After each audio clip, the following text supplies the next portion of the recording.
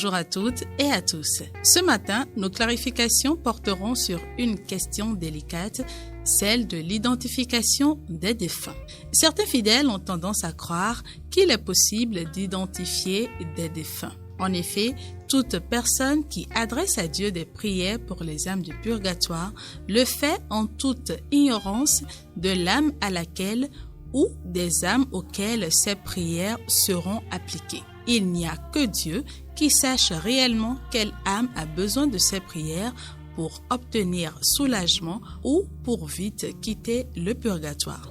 On comprend donc pourquoi l'Église catholique qualifie la prière pour les âmes du purgatoire d'acte de charité.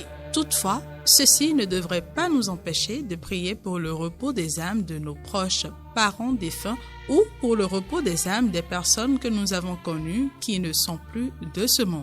Si leurs âmes sont au purgatoire, Dieu, dans son infinie bonté, ne les laissera certainement pas sans soulagement.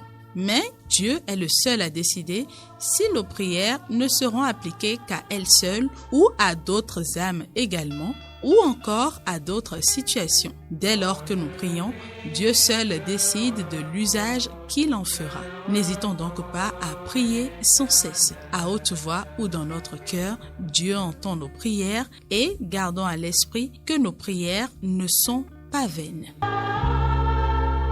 Comprenons la grande valeur des indulgences par le trait que rapporte le bienheureux Berthold franciscain. Par un privilège du pape, ce bienheureux accordait 10 jours d'indulgence à tous ceux qui assistaient à ses sermons. Comme il finissait un jour de prêcher, une pauvre femme vint lui demander l'aumône. « Je n'ai rien, dit le saint, mais je vous renouvelle l'assurance que vous venez de gagner 10 jours d'indulgence. Allez chez tel banquier qui ne sait guère occuper des indulgences, et offrez-lui celle que vous venez de gagner en retour de son aumône, afin que les souffrances qui l'attendent dans l'autre vie soient diminuées. » Et le père Berthold pria afin que le banquier ait pitié de cette pauvre femme.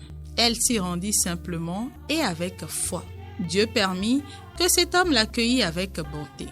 « Combien désirez-vous avoir en échange de ces 10 jours d'indulgence ?» lui demanda-t-il. « Autant, répondit-elle, qu'ils pèseront dans votre balance. »« Eh bien, répondit le banquier, voici une balance. Écrivez vos 10 jours sur un papier et mettez-le sur l'un des plateaux. Je pose un réal sur l'autre, environ 6 sous. Oh, prodige! Le petit papier entraîne l'argent. Le banquier, étonné, ajouta un autre réal, puis 5, 10, 30, mais rien ne change. Enfin, après qu'il en eut mis autant qu'en avait besoin la suppléante, les plateaux s'équilibrèrent. Ce fut une leçon salutaire pour le banquier. Il comprit enfin la valeur des intérêts célestes. Mais les pauvres âmes du purgatoire la comprennent mieux encore. Pour la plus légère indulgence, elles donneraient tout l'or du monde.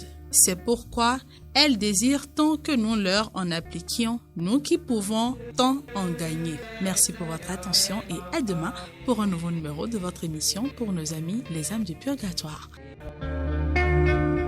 Donne-lui le